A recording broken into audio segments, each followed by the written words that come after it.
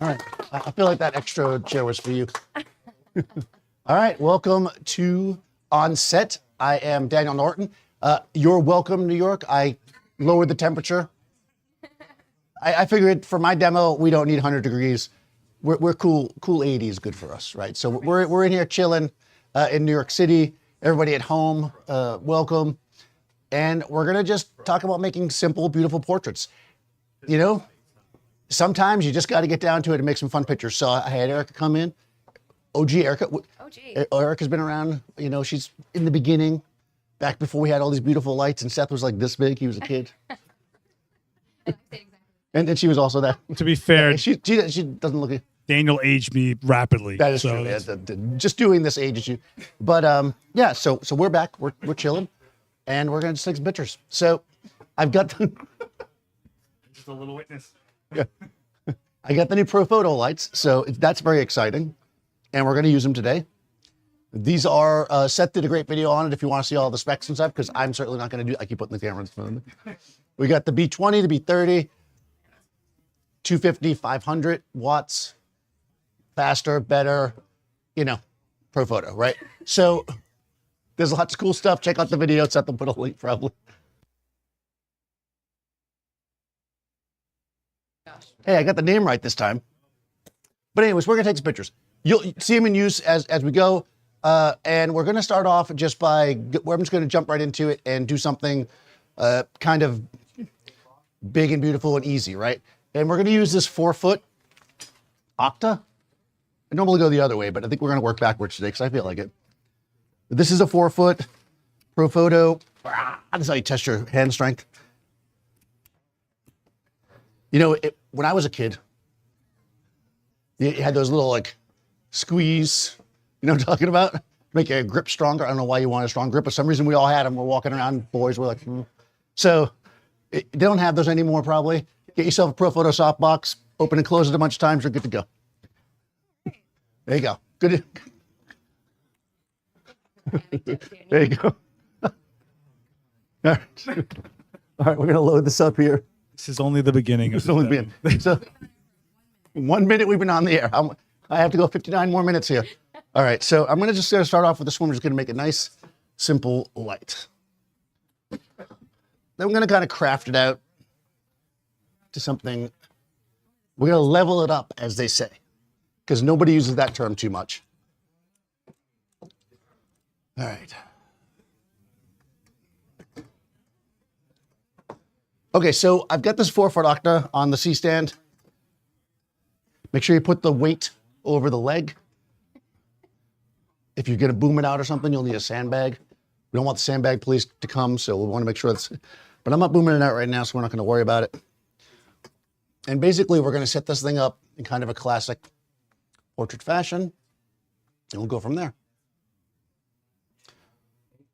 Any questions yet? Someone's commenting on the thumbnail you chose for this, and that it seems softer than what you usually see from Dan. Was that edited to be soft or shot that way? That was straight from the camera, shot that way during a demo, actually. It is true. I tend to like punchier light personally. So we're going to actually build from soft to punchy, and we're going to kind of find a midpoint, I think is the goal for today. That's the plan anyways. It's always good to have a plan. So let me turn this on first. I did. All right. So again, when we're talking about soft, right, we're talking about shadow transition. So a soft light is going to have gradual shadow transition. And the beauty of using a soft light when you want to get good coverage of the face is that you can show kind of shadow coming down and shaping the face. Whereas you could use a hard light and get an even light, but it would just be it would effectively be flat, right? We want to have shape and form. Shadow is what defines our subject. So having a nice soft shadow works for us. So any light source that is larger than what you're photographing is generally going to be soft, and larger from the perspective of the subject.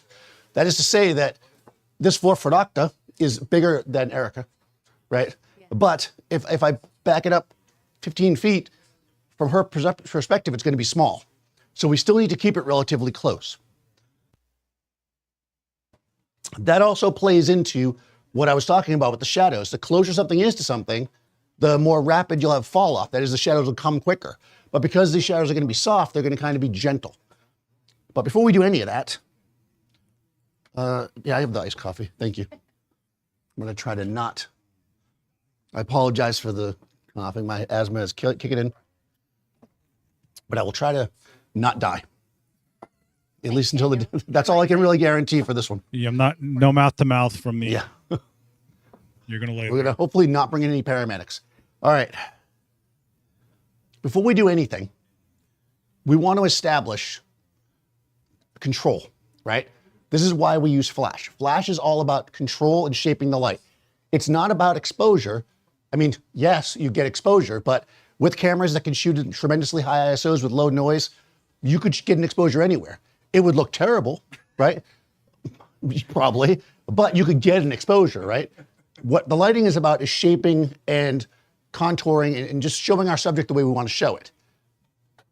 But if I just shoot based on what the camera says, this light in here is going to affect our shot, all kinds of stuff that we don't want. So the first thing we need to do is set our camera so that none of the light in the space is affecting our shot.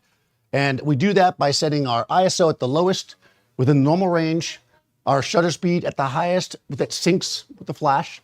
We're not doing high speed sync today. That's a whole other thing. People will ask about it.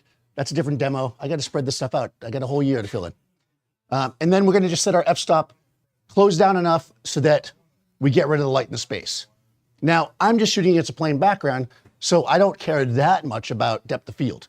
I don't want to shoot super wide open, let's say, because I'm not a fan of the whole most of the face out of focus shot. If you are, that's cool. I'm not. I want the whole head in focus, so I'm normally going to be 5.6 somewhere or close down more anyways. In this space, it's usually around 7.1. I know that because I only ever use this camera in this space, and it says 7.1. No, it's usually around f8. Oh, there's a question already. Yeah, so Sam is asking, they thought softness has to do with size and distance, but how come they hear some people saying that the soft light means add a diffuser? Okay, that's so the same thing. So when people talk about adding a diffuser to the light to make it soft, it does confuse the issue. Because generally when you're adding a diffuser to the light, you are making it bigger.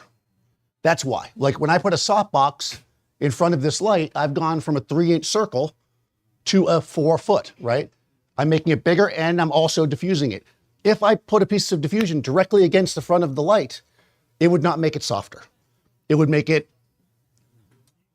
diffused, weaker. Sir. It would cut some of the power, yes. But I use TTL. Nobody cares about power. Come on.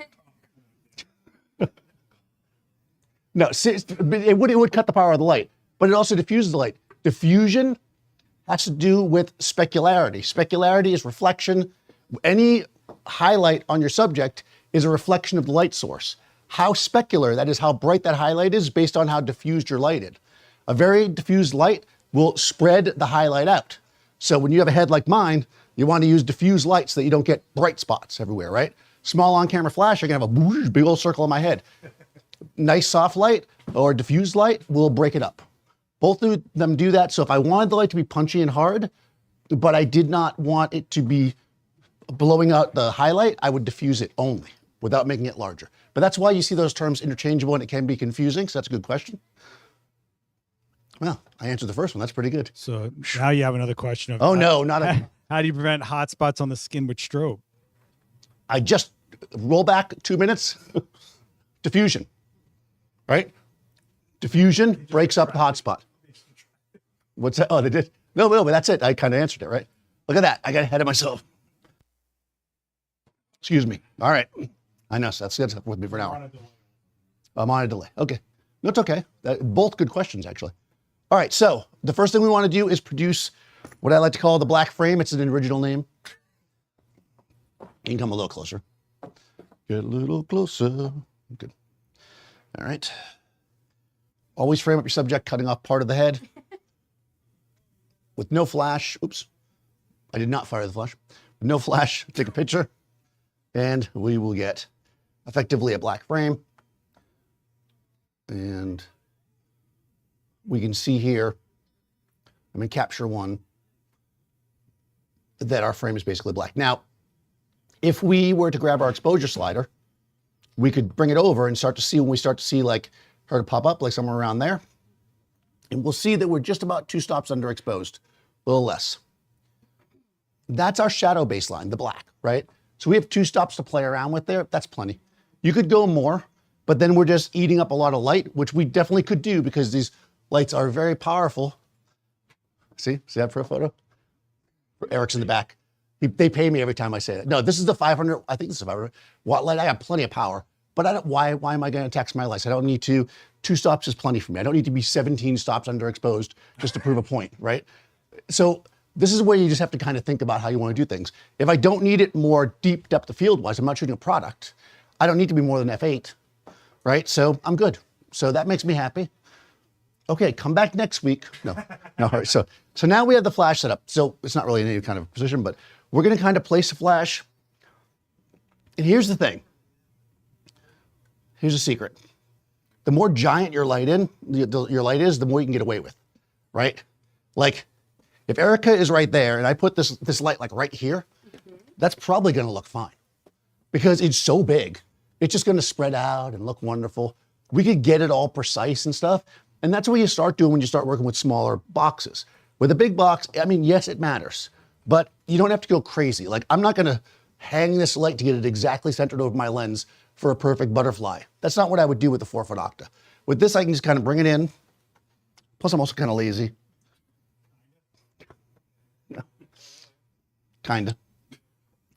And we want to make sure that the light is no more, because people used to always ask me this, so I'm just going to tell you. If you need to know how far away you want the light to be, just not further than the size of the light, and it should stay big.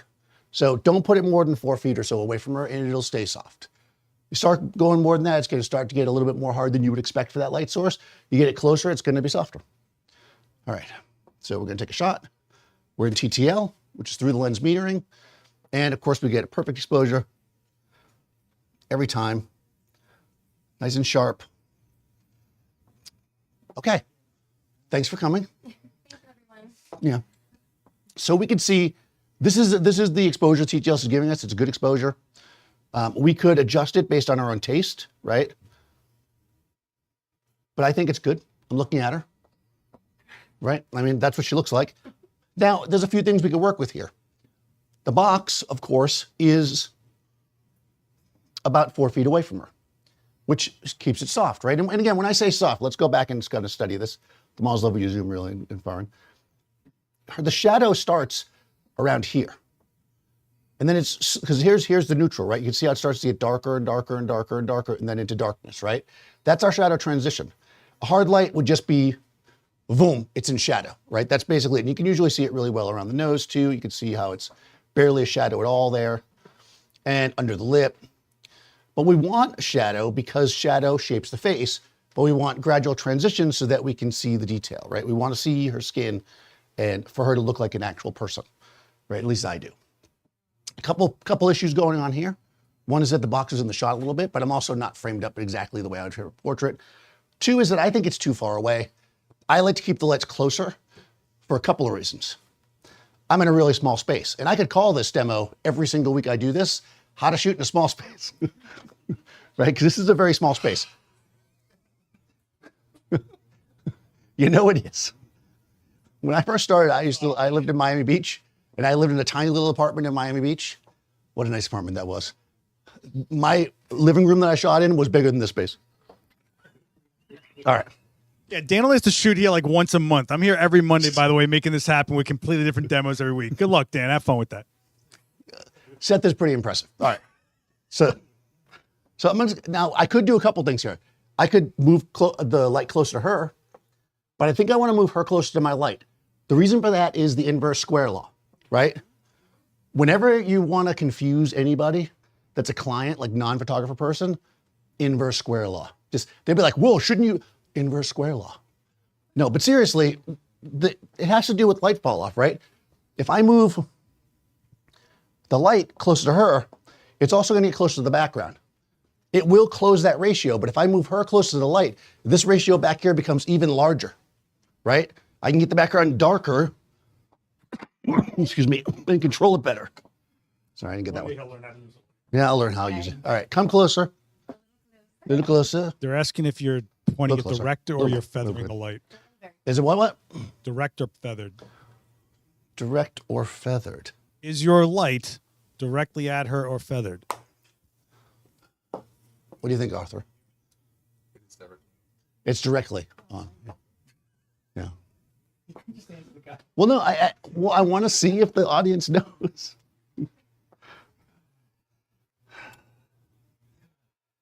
So,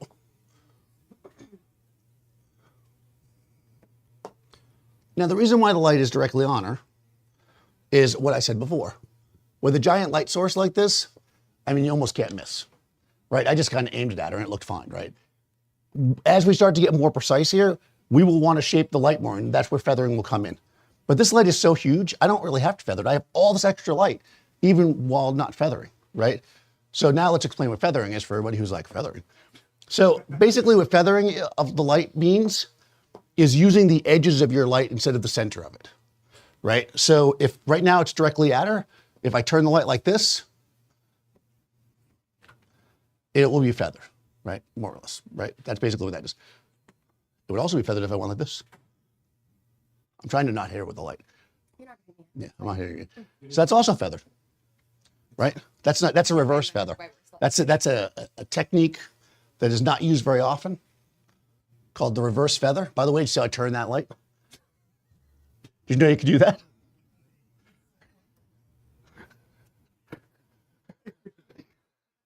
Good luck. Okay.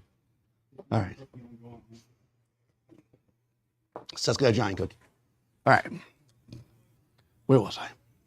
Feathering. Okay. So now we've got the light closer to her. It's feathered. I really don't want it to be feathered, so I'm going to actually move it.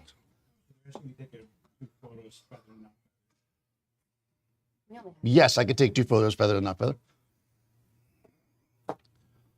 Close your eyes. If you're watching online, I'm going to take 2 photos. You can tell me if you think they're feathered or not. You can back up a tiny bit. Good, right there. I don't know why I did that. That was a bad picture. Nobody look at that one. Never looked better. Yeah, I pressed the wrong button there. There's a lot of buttons on these modern cameras. All right. All right. Get no mirror. Finish this for you. I gotta make my gut. You got me laugh. All right, so here we go. Feathered. Boom. Oh. Not feathered. Doot, doot, doot, doot, doot, doot, doot, doot. All right. Is that not feathered now? All right.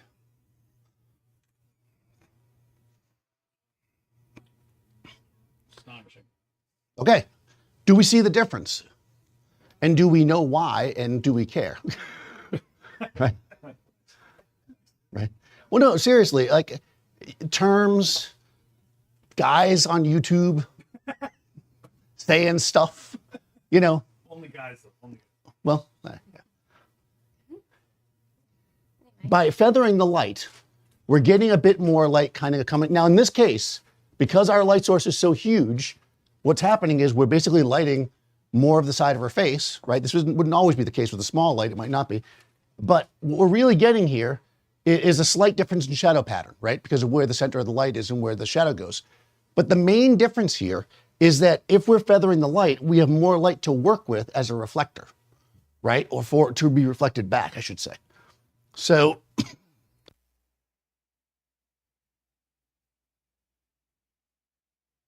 if we go over here, I guarantee this board was, I swear it was already dented before I did this.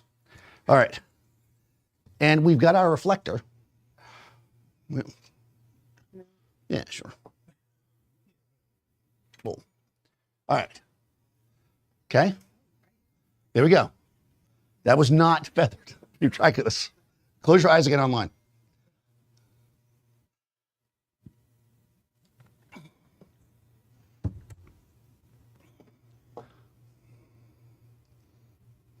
Okay. Nothing happened. There it is. Okay. So, All right. Part of this is that the TTL is a slightly different exposure. I mean, that's fine. But what's the big difference here, really? That's right, the background. So that's the other thing that we have going on with the, I'm going to bring up the exposure so they match.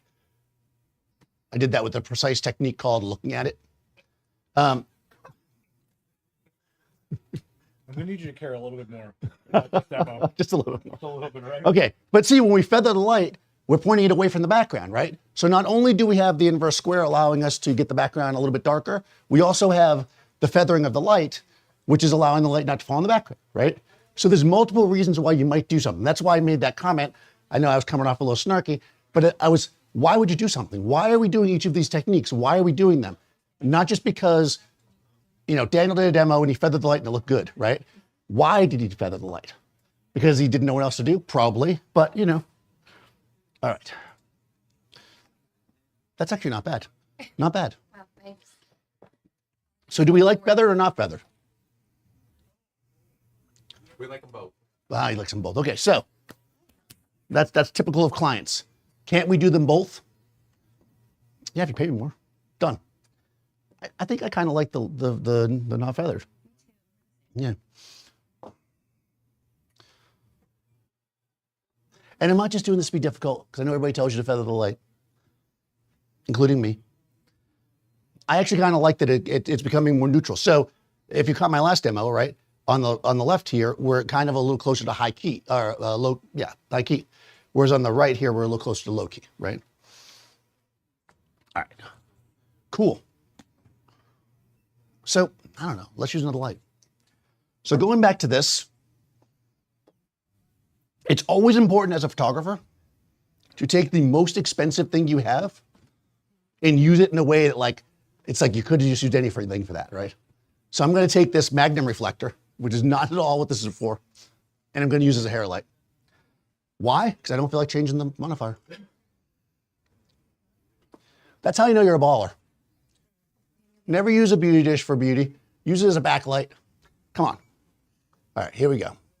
So Magnum reflector is basically the coolest reflector in the world. It's a hard reflector. This one is the white Magnum, so it's white inside. And it has this beautiful white grid, which I'm very excited to use. So we are going to put it in the front in a second.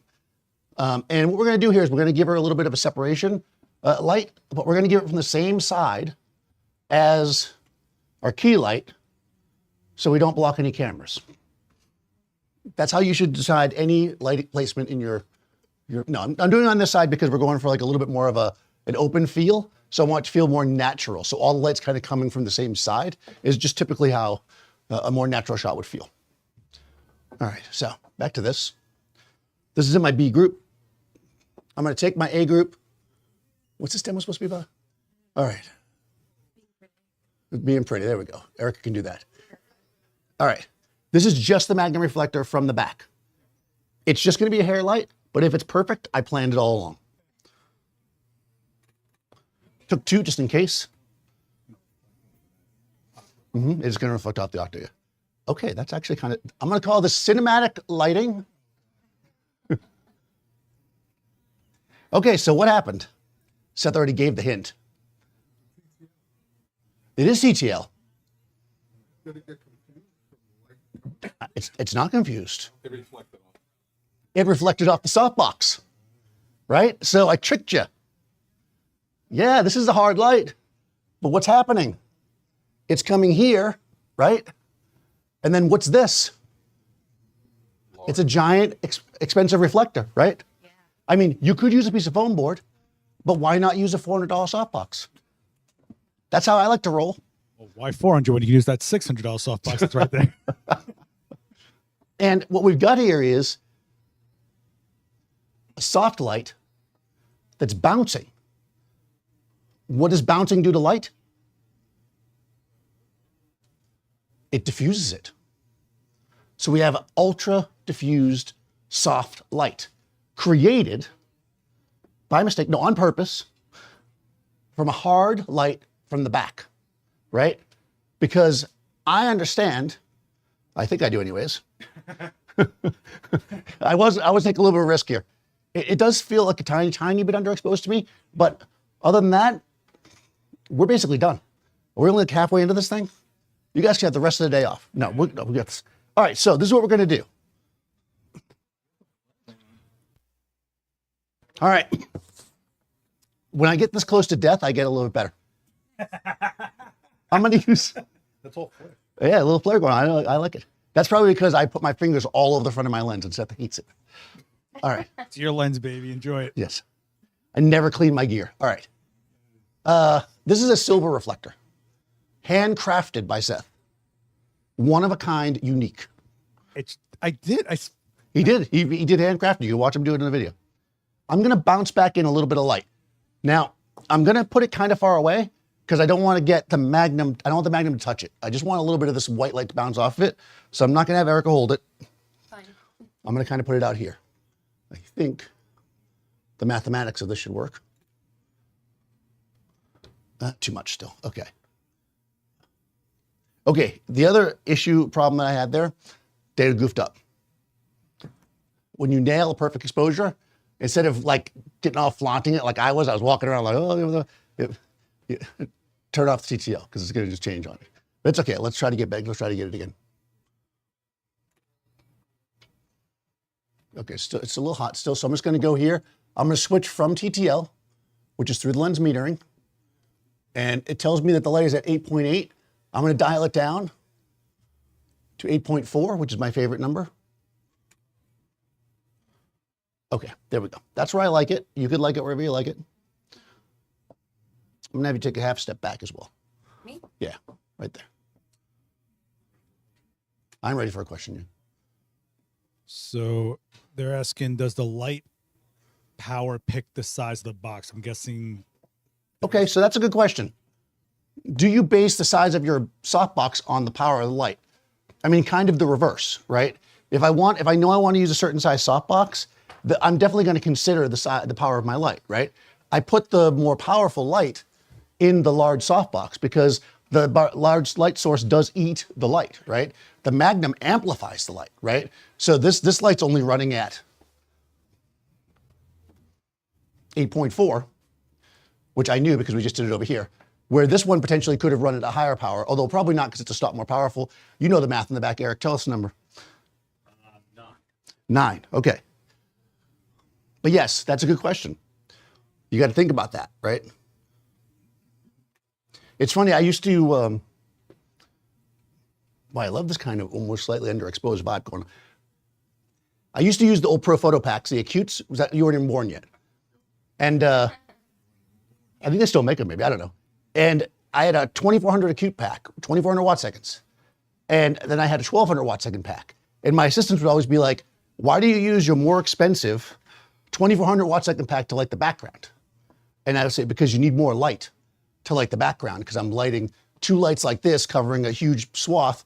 The person I'm lighting is this big, right? So I would use a less powerful light turned all the ways down on the person, right? So you do have to consider that. If you're lighting somebody with a small softbox, you don't need a lot of light inside the box, you know, relatively speaking. Okay, good. So now I've locked in my exposure. We'll try this again. It's still too much. Maybe it's because it's silver. I like the specularity of it, though. Can we put it further away? I need help. I need an assistant, Arthur or Eric. One of you two. Hold that in the correct space so it'll look good.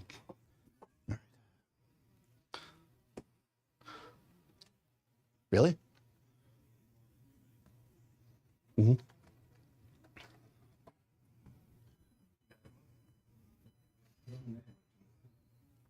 Oh, yeah. So let me put the modeling law in. That's so helpful. There we go. Move it. Now go like this. When you want to try to do a reflector, you got to look at her, right? And then move the reflector around so you can see it. You see it? Yeah. All right, there we go. No matter how good or bad it is, I'm going to say it's great. A little bit more.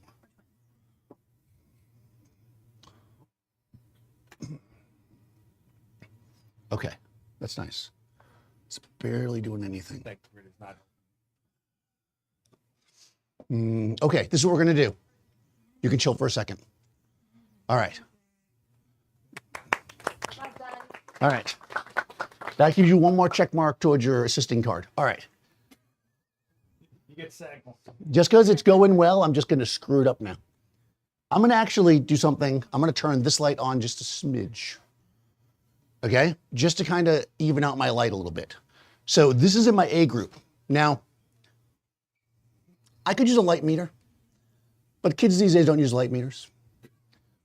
So I'm just going to look at this light and go, I don't want a whole lot of light here. So I'm just going to turn it. I'm at 8.4 on the other light. But remember, it's bouncing and all kinds of other stuff. I'm just going to put it at 1.8, which is probably the fastest lens I could afford at my salary. All right. All right. Made my thing go away, my stick. All right, there we go. That's actually, have you just a little bit more profile to the light? This one? Yeah, that way, just a little bit. A little bit. Okay. Okay, still too much.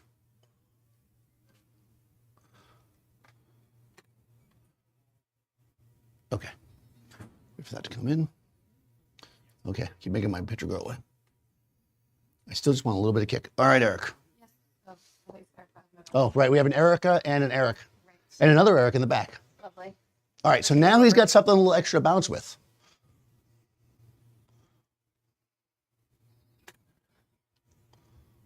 There you go. Nice. Well done, Eric. That's what I wanted. I just wanted to get that eye kicked in a little bit. A little wider too. All right, so now when you're using something repeatedly, the best bet is to put it on a stand. So I like that. Yeah, so I'm gonna grip that out onto a stand now.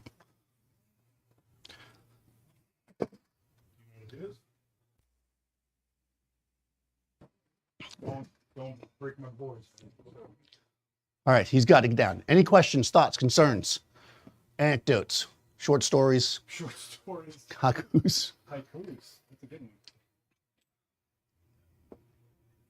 Nothing. So basically we're rigging the reflector because we're gonna keep using it over and over again. It doesn't make sense to spend 5 minutes to rig a reflector if you don't know if it's gonna work. So that's why we hold it in our hand. But the reason why you wanna rig it once you get going is consistency. Silver light. Silver. Silver face. When we're making a portrait, we don't wanna nail the exposure and then have the exposure keep changing each frame. So once you've got something going, something good, you gotta keep, yes. Okay, so do all flashes have the same baseline color temperature, Kelvin temperature? Yeah, usually flashes somewhere between 5,000 and 5,600, somewhere in that range, daylight. So yes, that's a good question. Do you want it So horizontal? yeah, I want a horizontal and like a, You did good, Eric. He's a jerk. The directions were very specific. Perfect. When you bounce in this or that? This. but I don't want to bounce that. That's very good. Yeah, Well, it's not going to hit this. It's going this way. let's try that again. Made my little box. Eric is shy, so there we go. See? Look at Seth, everyone. After all these years, he's learned how to put up a board. Oh my God. Oh, the stream's falling apart. I don't know what's going on. We're losing signals all over the place, Dan. I guess we're done.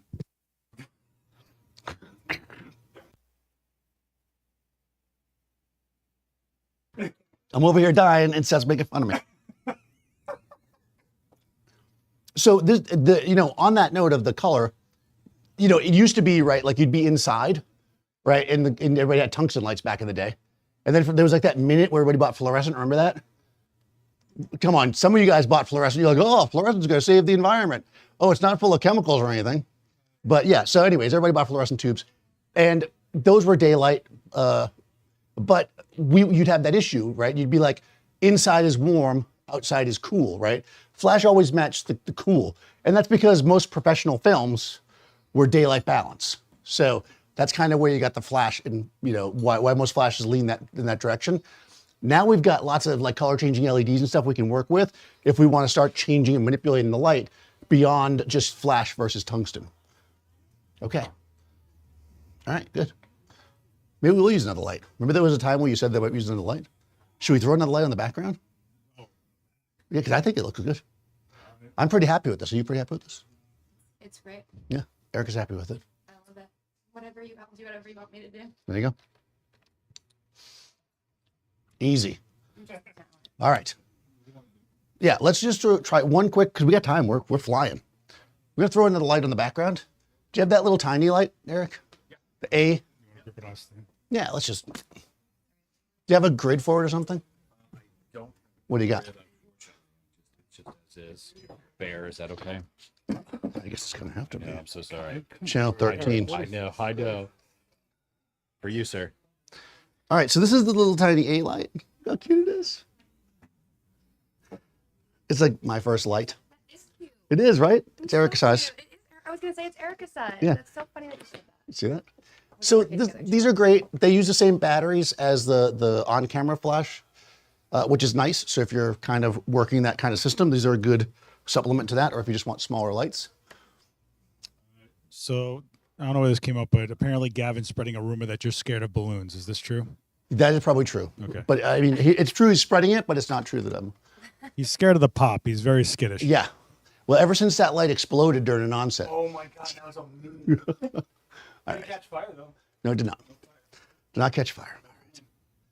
All right, so that's very funny. All right, so I'm just going to throw this on the background and see if we can get a little feather going on. Oh, see how it all comes around? So I'm pointing at the background. I'm going to let the light hit hard and kind of move across the scene. And here I'm on the opposite side of my lights because I want to add a little contrast. This could be terrible. I'm just going to say that right up front. I know. I'm like that. I swear there's a model in there, stream. I swear. Proof of life. I'm just going to put, these are 100 watts? 100 watts, okay. So I'm going to put this at 2.4, which was the fast speed on my first rangefinder lens. Okay. Everything. My mind's on.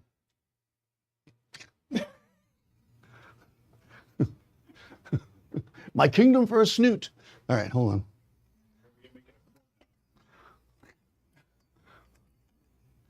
That was pretty good. I think 2.7. I'm going to do it at the remote though.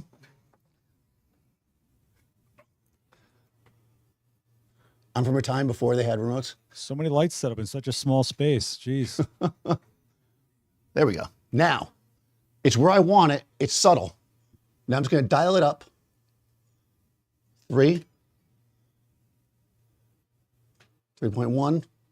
No, I'm not just going to sit here and make you just keep doing that. So you can see now it's coming in. We're creating, we've got the flare on one side. We have the little bit of light on the other side. We have the Magnum, ill-used Magnum. And then the giant softbox barely doing anything. And I think it looks pretty darn nice. Okay, I'm happy with this. Are you happy with this? Seth doesn't know why I set up the third light. I know what you did. But... It's subtle. Let's do it without it. Everything is about subtlety. So that's without the backlight. Just hold perfectly still. I'm going to take 3, okay? That's no backlight. That's no softbox.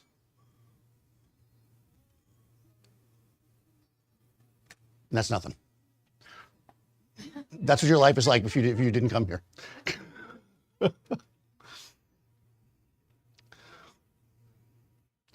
Oh, if I can actually do this right. So 1 through 4. Okay, so we can see how we built the light up, you know? Like I actually still like just the simplicity of this, but you can see how it's not quite there, right? And just adding little bits, spending that little bit more money, right? All right, awesome. Let's do one more shot. We got time. Questions, thoughts, concerns? No, nothing. Okay. All right, Eric, we're doing really good. Now we're gonna use the Magnum like I know. Oh, Seth is not gonna like that. Are you going to use that again? I was gonna use it as a fill light. Yeah. Just give yourself. Oh, then you can. It's all full with air. You can. Like a balloon. Yeah, exactly. That's why Gavin thinks that. Call back. Yeah. Okay, we'll move this guy over here right in front of this camera. No, I won't do that. All right, so. My mom's watching. All right. So let's get a little bit more punchy with the light. If you have, like I do, a beautiful subject and you want to create a beauty shot, oftentimes we want to use a punchier light. This is a Magnum. This is what I like to use. You could use a beauty dish. I mean, it's in the name, but I like the Magnum. It's punchier to me. Daniel knows I like a beauty dish, so Yes. Erica does like the beauty dish, but we'll be all right. be great. Yeah, you'll like this. This is the white Magnum. Rare. Well, new. Okay. I'm gonna need a sandbag. Yeah, the sandbag police start coming out when you do this. I mean, my thought is always, it's not my light, but you know. Let's pretend that it was your light. So what we're going to do is typically referred to as butterfly lighting because it was Janet Butterfly created this lighting. Oh, so the grid controls the spread of the light. This is a white grid, just so you look cooler. Now the white grid is when the light goes into the grid, because it keeps being narrowed, right? But at the same time, it's white, right? So what happens when light reflects off something? Picks up the color. All those things are kind of true, but it diffuses it. It makes it a little bit more diffuse. People used to, and I know you're out there and you still do it. They'd put a grid on a light and they'd be like, that's kind of tough. I don't know why I said that, I had an accent. A bad one at that. And they'd put a diffuser on the front. Well, if you put a diffuser on the front of a grid, what happens? You negate the grid. This kind of diffuses it a little bit while keeping the grid spread. All right. Where would you like me? Right directly there. Yep, that light's in C group. My average in school. All right. Okay. This is my B light. Turning it on. I'm gonna put it into TTL. I also put the beauty dish on, the black versus white. Well, the black doesn't diffuse. Otherwise, it does the same thing.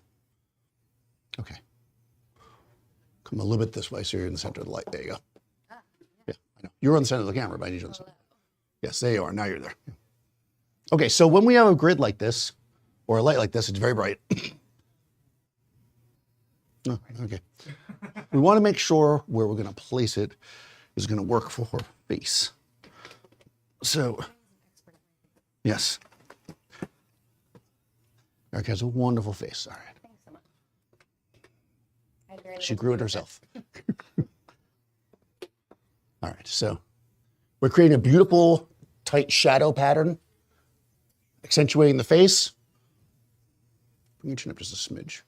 And I'm in TTL, so we're going to get an exposure. I think I'm tethered. Did I lose my tether? No? Let's try that again. Oh, there we go. Sorry, we weren't ready for that. Okay, that's a bit bright. Now, if you take a shot in TTL and it is too bright, just throw all your gear on the ground, quit being a photographer. I mean, just look at it and go, well, one of two things are happening. Either you had just a weird moment, which sometimes happens, or you got to make a manual adjustment. So let's take one more shot. Okay, it's just feeling brighter today. So what we're going to do is we're going to switch over to manual. The simplest way to do this, though, is not just start from scratch, but rather to grab the adjustment. Oh, I had the exposure turned up half stop. To grab the adjustment and bring it down to where it starts to look where you want it to be. There we go. That's about skin tone for Erica. Oh, look at the skin. Oh, I love a Magnum reflector. Okay. Every photo I see now, women don't have skin texture or pores. Well, I don't know where they're. I don't know where they. I came think we evolved. I don't know what happened here. I don't know. I heard it's a myth. I heard that there's no such thing. AI retouching told me there's no such thing as skin. Okay. So that's at 5. So 4 would be 1 stop down. 3.5 would be 2 stops down. But nobody ever wants to be right in the middle. So we'll go 3.4. Let's try again. Oh, okay. Interesting. Back up a tiny bit. This light is really tight. I'm going to leave that modeling light on so we can make sure you're in the center of it. There we go. There it is. Oh, wow. Okay, I have to turn the. Yeah, right. Look at how sharp. Now, if only I had a Z9, I could go even bigger. That's a punchy shot, right? But we wanted to be a little bit more subtle, right? And there's lots of ways you could do this. You could add a reflector. But we already did that. And you guys don't want to pay for that same thing twice. So, oh, actually, we already used this too. Too bad, you're going to get the same thing twice. We're going to use this as a fill. So, I don't know. Maybe. Yeah, we can readjust those. Okay, so if, like me, you screw up. Then I come over and clean up your mess like I do every time Daniel screws up. Right. If, like me, you screw up and you don't give yourself enough space, you can just move the set. In this case, while the inverse square law is definitely relevant, the grid is going to help take care of the spread of light. So she can get a little closer to the background this time. So I think we could probably put her. No, you're good. Watch how Seth does this. He had one of those things. Yes, in 1982. Yes. He was walking around, pack of cigarettes rolled up in his sleeve. My Cadillac convertible. Yeah. Yes. Just singing Grease Lightning. Right, exactly. Okay. All right, so we're going to use this as an on-axis fill. Yeah, right behind me, exactly. Yeah. We're going to make it work. I'm going to get the coffee out. I know, you know that I'm real serious when we're moving the coffee.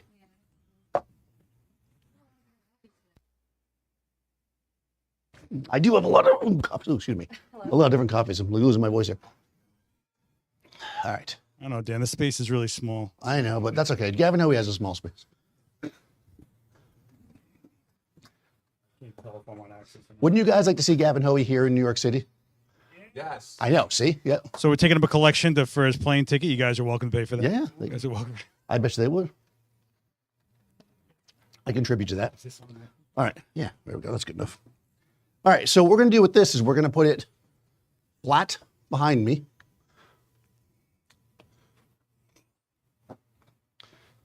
It's at this point that you know that I'm a child of the 90s because everybody had the giant softbox behind them in the 90s. So this is on axis, right?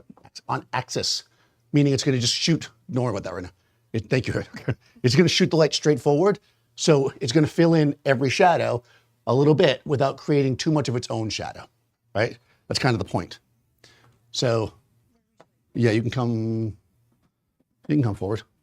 Actually, let me move the light first. We'll try to be somewhat safe around here. One time that it Yeah.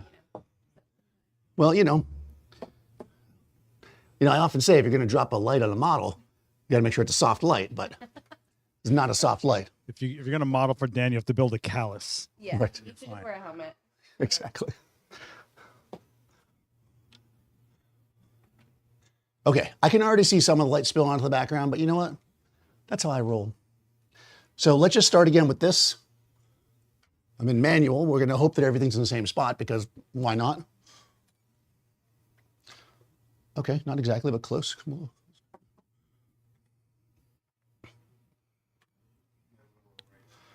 Yeah, this way. Yeah, I'm not centered. Yeah. Keep coming this way. Okay, there you go. Perfect. There she is. All right. Nobody saw that. All right. Now we're back where we started. you know, if you have to do that, at least it shows you that you can, you know, repeat yourself. All right, so A light comes back on, which is this guy. Now I'm gonna put this at 5, which is gonna be too much, but I just wanna show you guys where it's at. I'm gonna turn off B for a second, because again, remember this one's B. Normally I would make my main key light A, but I'm not gonna keep changing that. All right, here we go. Okay, well, actually, that's pretty good. That's actually pretty perfect. So we can see here, I just brought this where you can see it, that looks terrible, right? Now I know that you're looking at some of those like Instagram fashion things, I'm dead. and you're like, oh yeah, that's fashion. That's a flat, boring light. That's a fill light. If you see that, you're gonna be like, oh, well, that's a fill light. So fill light is the light that fills in the shadows, but you need the shadows to shape your subject. This is way too bright, obviously. This would be another 3 stops up. But where I had it, there, is kind of perfect, because that's gonna bring my shadows to that tone, right? Now, when I bring in my key light, which is this one, not key lime, which is a pie. All right, here we go. I gotta turn it on. I get distracted in my terrible jokes, and then I forget to turn the That light was a on. joke? Oh. I mean, it was. Yeah, here we go. Now, Put it next to the other one. Yeah. okay, right. Jawline. Right. Ooh. Controlled shadows, right? Nope, wrong one. Versus garbage. Garbage. Right? You see the difference? Now, if you like the garbage one, that's okay. You can like it. It's okay. Yeah. I mean, you be you. No, seriously, there are times where shooting with a really flat light like that makes sense, but not if you're trying to craft a beautiful portrait, right? That's just flat, uninteresting light. Now we've got the beginnings of something, but she is falling off into darkness, and that can work, but we have a third light over here. It's a little one, and, you know, sometimes even the smallest light can make a difference. Only you can prevent forest fires. All right, hold on. All right. It's a little light. Somebody use a little C-stand. These are some of the most useful C-stands you'll ever have, and you're gonna be very sad when you realize they cost as much as the full-size one, but it's worth it.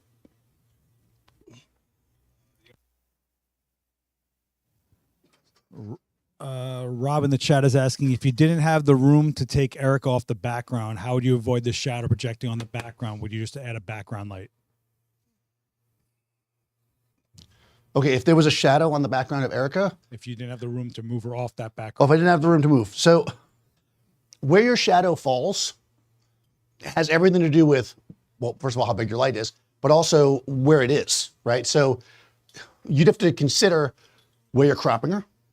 The higher up the light you put, the lower the shadow will be, right? So you can kind of get the shadow out of the shot if you're cropping her like I am close. If you're doing something that's more like this, then you might want to put the light to the side and let it fall sideways. Throwing a light directly at a shadow to get rid of it is almost never the right way to do it. At some point, you might just have to embrace the shadow. You know, so all those solutions work. It depends on what you're doing. But part of it, a big part of it is just moving. If I can kind of show you, do you want to go stand next to the background for a second? Oh yeah, of course. You might not get this guy back. I like this. All right. I've done my job. I don't know how to turn the model light on though. Oh, there we go. Okay, so, okay, can we see her shadow? Is that, okay, you can see her shadow, right? Pardon me? Sorry, Seth, can you kill the light to see her shadow? I don't know if that'll even work. Okay. I probably should turn that off too. Yeah. Okay, you see the shadow on there? That's the shadow from this little light. So we can see that if I put the light right there, there's a shadow, right? If I put the light up higher, the shadow goes down, right? So the higher the light is, the lower the shadow goes, right? So obviously if it's on the center of her and low enough or high enough, it'll be behind her, right? If the light is softer, it will also wrap around her and you'll see less of it. So the huge softbox, real close, a little bit up high would probably be a solution. So hopefully that makes sense. All right, thanks. You can go back to your spot. Thank you. Erica is an excellent shadow model.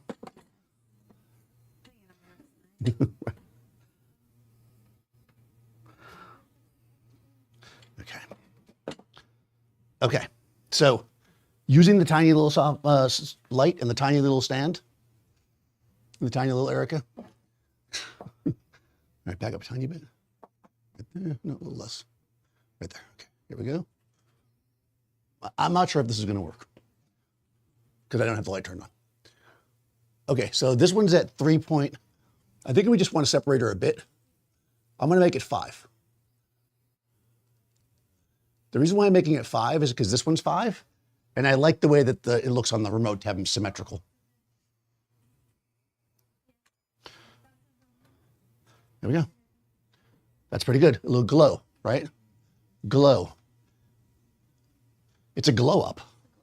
All right, I'm going to get a little bit taller. There we go. I'm going to go a little bit wider. I'm going to go to 68.3 millimeters. Yeah, that's good. No, it says 61 millimeters. That's not accurate. Okay. Do we have too much fill light? A little bit, right? Let's turn the fill light down a little bit. To be more us, there's a little bit. Yeah, a little bit down. We don't want so much. We like our shadows. There we go. Okay. So now,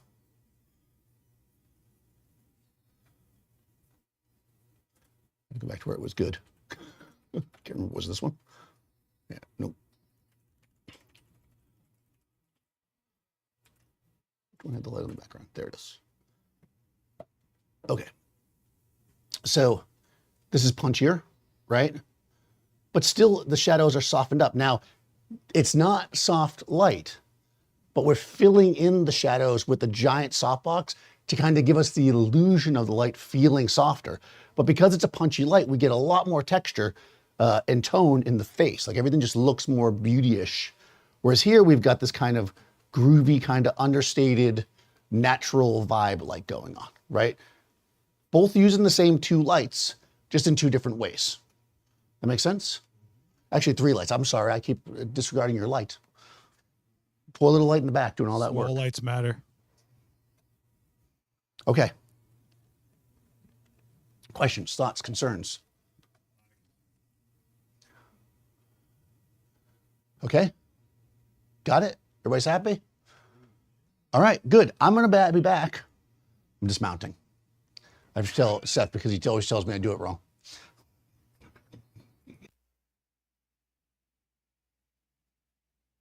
He was missing all the coughing before, Dan. Thank you. That's what you're doing. Well,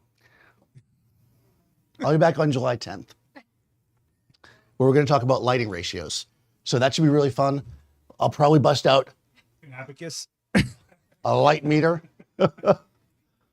Almost certainly. We're going to play around with creating ratios using a light meter, using TTL, how we might do it, why we might do it, what's important, all that kind of fun stuff. We'll be talking about that on the 10th. And then I think the last week in July, I'm back again. Next week, there will be no stream from here, right? Because it is a holiday here in the US, 4th of July. So enjoy, and I'll see you in 2 weeks.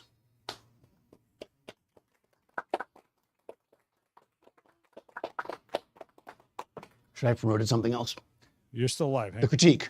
Oh, there, keep Oh. going. We're still alive. There you go. Okay. There you go. If you are here in New York or you plan on being in New York on the 22nd of July, we're doing an in-store critique. This is not streamed.